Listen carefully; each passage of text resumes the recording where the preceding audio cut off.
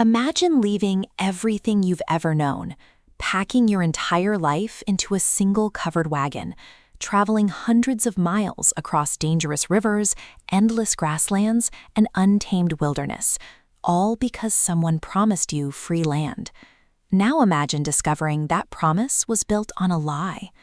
This is exactly what happens in Netflix's Little House on the Prairie, 2026, a heartfelt yet emotional survival drama that isn't just about building a home, it's about chasing hope in a world where every step forward comes with a price. But beneath its peaceful landscapes lies a story filled with impossible choices, heartbreaking sacrifices, hidden secrets, and one question that follows the Ingalls family everywhere they go. Can hope survive when everything else is falling apart? And trust me, what happens next changes everything. The story opens in 1870s America, during a time when thousands of families dreamed of starting over in the West. For many, life back east had become difficult. Jobs were scarce, money was tight, and owning land felt impossible. But then, colorful posters began appearing everywhere. They promised something unbelievable: free land in Kansas, a chance to build your own farm, your own home, your own future. For most people, it sounded too good to be true, but for Charles Ingalls, it sounded like destiny. Charles is the kind of man who always believes tomorrow will be better than today. He's optimistic, hardworking, and convinced that if he gives his family one more chance, everything will finally work out. His wife Caroline isn't nearly as convinced. Unlike Charles, she understands what they're leaving behind: family, friends, stability. She's scared, not because she's weak, but because she's practical.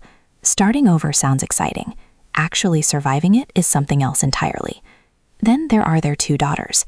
Older sister Mary is thoughtful, responsible, and mature far beyond her years.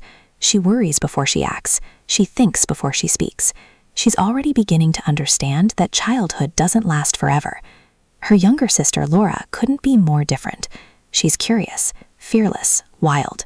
Every new place feels like an adventure waiting to happen. Every stranger is a future friend. Every problem is simply another puzzle waiting to be solved. It's impossible not to love her adventurous spirit. As the family climbs into their covered wagon, Laura and Mary begin singing joyfully. They're excited. To them, this isn't a dangerous journey. It's the beginning of the greatest adventure of their lives. But the prairie has a way of reminding people that dreams often come at a cost. Their journey west is anything but easy. Day after day, they travel across rough terrain. Dust fills the air. Food becomes limited. Every mile feels longer than the last. Yet Charles refuses to lose hope. Whenever his family grows tired, he reminds them why they're doing this. Soon, they'll have land of their own, a real home, a better future. Eventually, they arrive at the greatest obstacle yet: a wide, fast-moving river.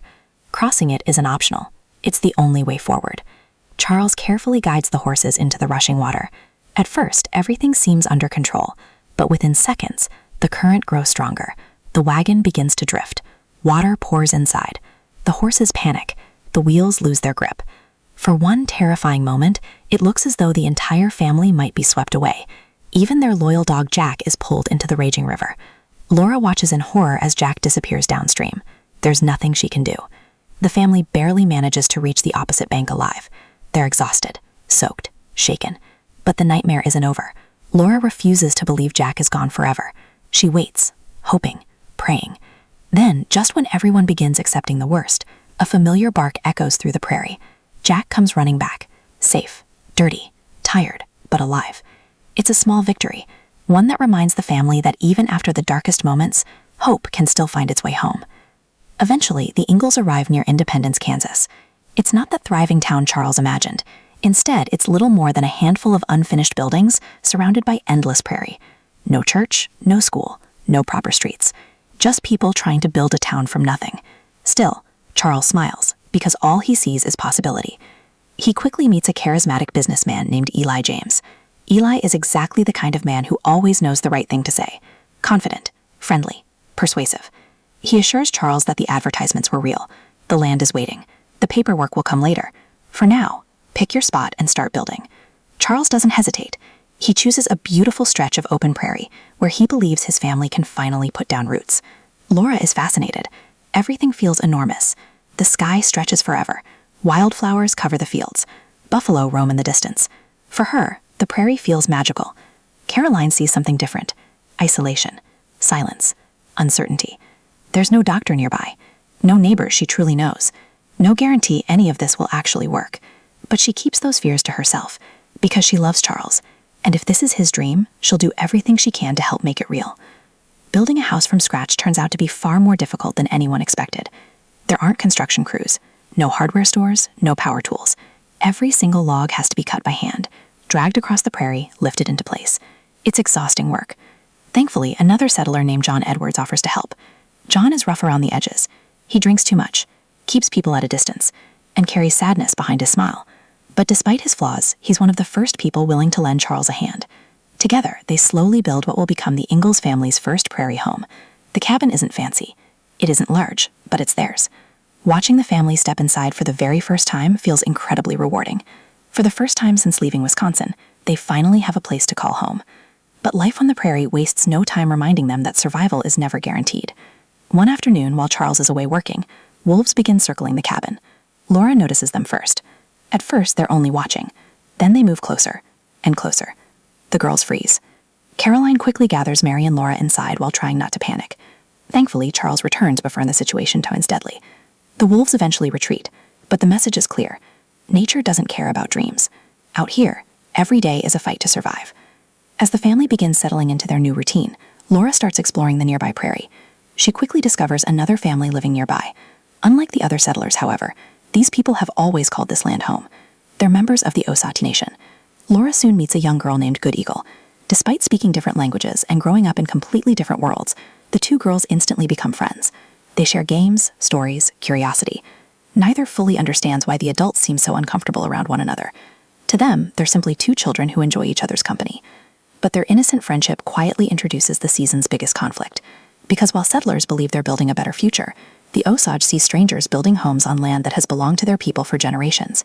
Neither Laura nor Good Eagle fully understands it yet, but their friendship will soon be tested by forces much bigger than either of them could imagine. Meanwhile, Charles finally decides it's time to officially claim ownership of his new farm. After all, the advertisements promised free land. Surely it's only a matter of signing a few papers. But when he begins asking questions around town, he notices something strange. There isn't a land office, no deeds, no official records, nothing. Confused, Charles confronts Eli James, and that's when the truth slowly begins to emerge. The land was never truly free. In fact, it doesn't legally belong to any of the settlers at all. It belongs to the Osage Nation. The government hasn't completed any agreement. No official purchase has been made. Every family living there, including the Ingalls, is technically settling on land they don't own. Charles is stunned. Everything he sacrificed, everything he built, everything he believed, may have been based on nothing more than empty promises. Eli tries to calm him down. He insists the government will sort everything out soon. The settlers should simply keep building. Everything will be fine. But Charles isn't so sure anymore, and neither should we, because this single revelation changes the course of the entire story. The dream of a fresh start has suddenly become something far more dangerous, and for the Ingalls family, their greatest challenge has only just begun. The Ingalls family has finally built a place they can call home. The cabin is standing, the crops are planted, and for the first time since leaving Wisconsin, it feels like their dream might actually come true. But life on the prairie has a cruel habit. It lets you feel safe, just before everything falls apart. As Charles finishes building the family's cabin, another man becomes part of their lives. His name is John Edwards.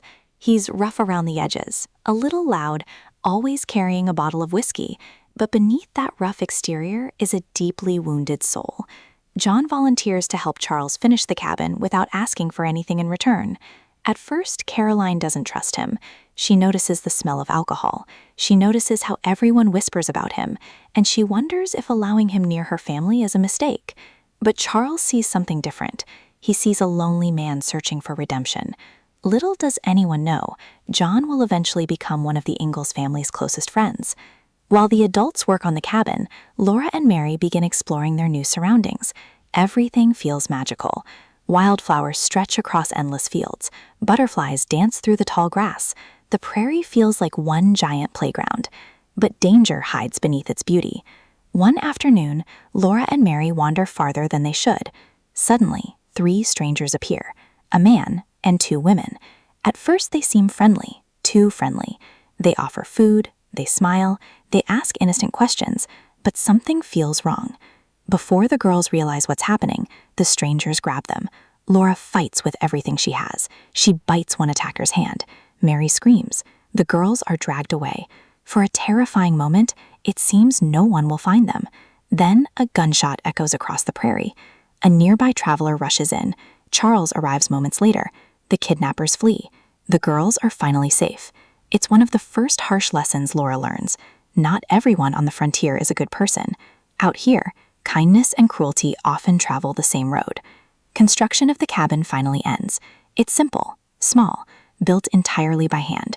No fancy furniture, no decorations, just 4 walls, a fireplace, and hope. For the Ingalls family, it feels like a palace. That first evening inside their new home, they laugh, they sing, and for a brief moment, the hardships seem worth it.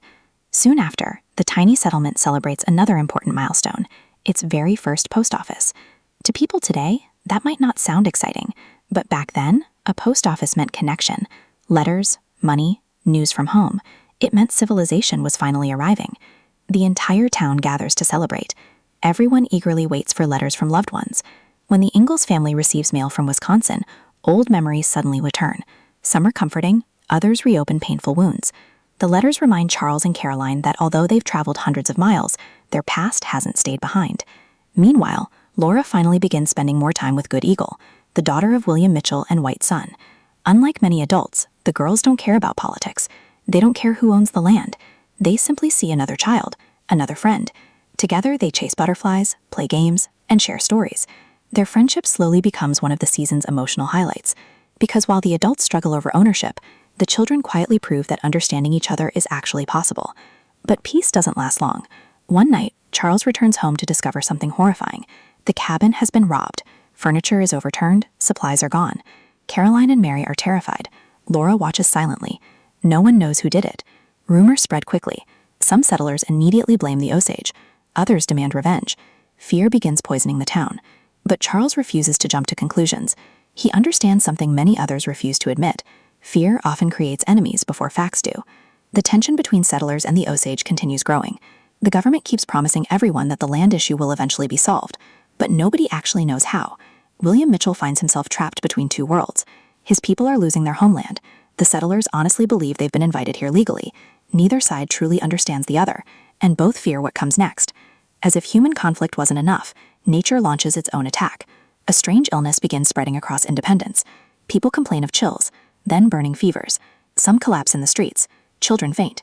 Entire families become bedridden. Dr. George Tan quickly realizes the terrifying truth. Malaria, known at the time as fever and ague. Without medicine, many people won't survive. He desperately searches for quinine, the only treatment available. But disaster strikes again. The medicine shipment never arrives. The shelves are empty. The town is completely unprepared. Then George discovers something shocking. One wealthy woman, Gemma James, has secretly purchased nearly all the available quinine. She's stockpiling it for herself and her family. George begs her to share. He warns that innocent people will die, but Gemma refuses. She insists she's protecting her own family. It's a heartbreaking moment, because suddenly, the greatest danger isn't disease, it's fear. The same fear that makes ordinary people stop caring about everyone else. Before long, the fever reaches the Ingalls family. Mary becomes sick first. Her body burns with fever. She drifts in and out of consciousness. Caroline soon falls ill too. Charles tries to care for everyone, but then he starts shaking. The fever has claimed him as well. Within hours, almost the entire family is lying helpless inside the cabin. Only one person is still standing, Laura, a little girl, completely alone. No adult is healthy enough to help. No doctor is nearby. The horses need feeding. Water must be collected. Firewood must be chopped. Laundry still has to be done. The family could literally die if Laura gives up. So she doesn't. She becomes stronger than anyone expects. She carries water, feeds the animals, makes coffee because people believe it might help prevent the illness. She forces her parents to drink, then checks on Mary, again and again and again. Watching this, you realize something important. Laura isn't just playing pioneer anymore. She's becoming one. But the fever keeps getting worse. Charles begins hallucinating. He sees his late brother George, a painful reminder of the guilt he's carried for years. In his dream, his father blames him for George's death. The old wounds, never truly healed. Caroline has her own visions. She remembers the family she left behind, her sister begging her not to marry Charles, questioning every choice she had ever made. Even Laura begins hallucinating. She sees her beloved grandmother waiting for her. The fever isn't just attacking their bodies, it's forcing each of them to confront the deepest pain hidden inside their hearts. Knowing her family will die without help, Laura makes a terrifying decision. She'll walk to town herself. She rushes towards the stable, only to discover the horses are gone. Someone has stolen them. Now, her only option is to cross the dangerous prairie alone, and she has no idea that this desperate journey is about to change everything. Laura pushes through the endless prairie alone, hoping to find Dr. George before it's too late. On the way, she reaches the Mitchell family's home and discovers that White Sun and Good Eagle are also suffering from the deadly fever. Even while sick, White Sun blesses Laura and urges her to keep going. But the journey becomes too much. The fever finally catches Laura. She collapses in the middle of the prairie, with no one around to help. Meanwhile, Charles, trapped in a fever dream, relives the heartbreaking death of his brother George. The guilt he has carried for years finally comes to the surface. Caroline also confronts painful memories of leaving her family behind to follow Charles west. Just when hope seems lost, Dr. George finally secures quinine and races to the Ingalls cabin. Mary manages to bring her wandering father back inside, and the doctor begins treating the family. But Laura is missing. Everyone fears the worst. Luckily, the family's loyal dog Jack follows Laura's scent across the prairie. Caleb joins the search, finds her unconscious, and carries her safely home. Slowly, the entire family begins to recover. The epidemic leaves Independence shaken, but it also changes its people. White Sun and Caroline develop a new respect for one another, and White Sun asks Caroline to teach Good Eagle, proving that trust can grow even in difficult times. As life slowly returns to normal, another crisis strikes. Charles learns that devastating truth. The land he built his home on was never free. It belongs to the Osage Nation. The government's promises were nothing more than empty words, and railroad promoter Eli James knew the truth all along. Now the settlers face an impossible choice: stay and risk losing everything, or leave once again in search of another new beginning. Everything the Ingalls family worked for is about to disappear.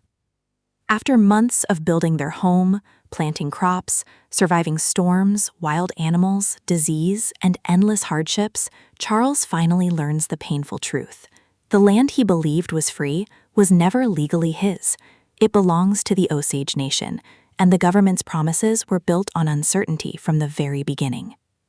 Soon, Independence is thrown into chaos. Settlers demand answers. Some blame the government, others blame the Osage. But the real person responsible is Eli James, the smooth-talking railroad developer who convinced families to settle there.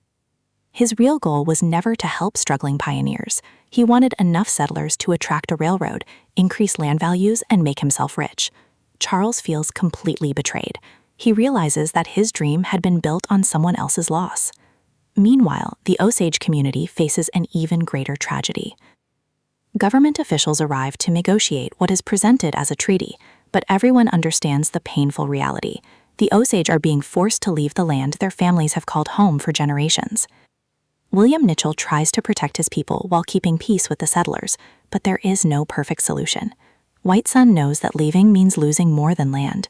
It means leaving behind memories, ancestors, and the only home they have ever known.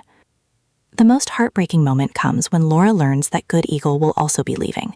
The two girls, whose friendship ignored the divisions created by adults, must now say goodbye.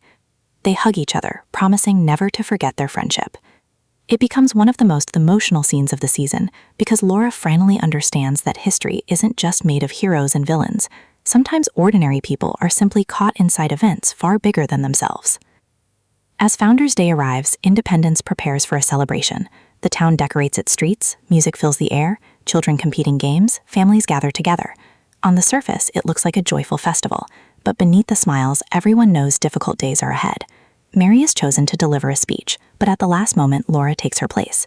Instead of reading prepared words, she speaks from her heart. She talks about what independence has truly taught her. She says that being independent does not mean facing life alone. Real strength comes from helping one another. Neighbors become family. Communities survive because people stand together. Her heartfelt speech moves the entire town. Even many adults begin seeing their community differently. Charles also accepts a difficult truth. For the first time, he admits that he made mistakes. He trusted promises too easily. He risked his family's future chasing a dream. But instead of allowing failure to define him, he chooses to keep moving forward, because that's what pioneers do. Not because they never fail, but because they refuse to stop trying. The Ingalls family packs everything they own back into their wagon. The cabin they built with their own hands is left behind. The dreams they carried to Kansas stay on the prairie. Friends gather one final time to say goodbye. Dr. George, Emily, Caleb, the Mitchell family, everyone who became part of their lives during this unforgettable journey. Then, just as the wagon begins rolling away, a familiar rider appears. It's John Edwards, the lonely man who had become like family. He catches up with the wagon, smiling, and tells Charles he knows of another place where they might finally find the fresh start they've been searching for. A place called Minnesota. Without hesitation, the Ingalls family welcomes him to join them. Together, they ride toward another uncertain future. The season ends exactly as it began. Not with certainty, but with hope. Even though they lost their home, they gained something far more valuable. They discovered courage, friendship, forgiveness, and the understanding that home is not simply a piece of land. Home is the people who travel beside you. Season 1 is much more than a simple pioneer adventure. It tells the story of dreams, sacrifice, and the complicated history behind America's westward expansion. Unlike the original television series, Netflix's adaptation openly acknowledges that the land settlers claimed already belonged to the Osage Ichen. Instead of portraying history in simple black and white, the show explores how ordinary families, on both sides, were caught in decisions made by governments and powerful businessmen. Laura's friendship with Good Eagle represents hope for the future, a reminder that children often see humanity before they see differences. Charles' journey teaches that true strength isn't about always being right. It's about admitting mistakes, learning from them, and continuing forward with humility. Caroline becomes the emotional backbone of the family, proving that resilience is often quieter than heroism, but just as powerful. And finally, the season reminds us that while houses can be lost, family, community, and hope can never be taken away. With Season 2 already confirmed, the Ingalls family will continue their journey toward Minnesota, where new friends, new enemies, including the famous Nellie Olson, and even greater adventures await.